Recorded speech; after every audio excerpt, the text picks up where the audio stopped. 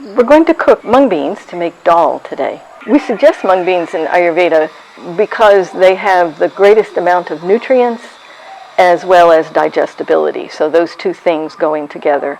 I soaked whole mung beans. We have ghee, salt, our fenugreek powder.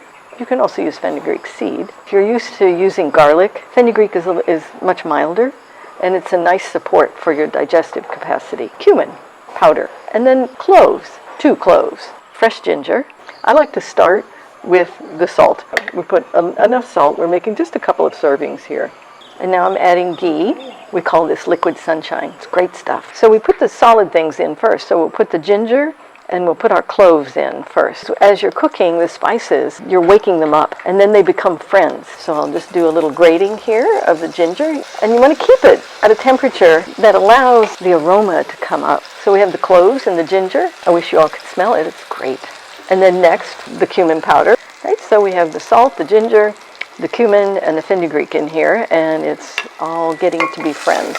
So next we'll add the beans. In terms of temperature, put it a medium-high. So you want to stir it so that you get the spices and the ghee all over the beans. And now I'll add the water. Just a little bit more water than covering the top of the beans, and it will be enough. And that's it. You see how simple it is? And now we're going to let it come to pressure. And then we'll leave it to cook for about 20 minutes. You actually can't open it until this indicator goes down.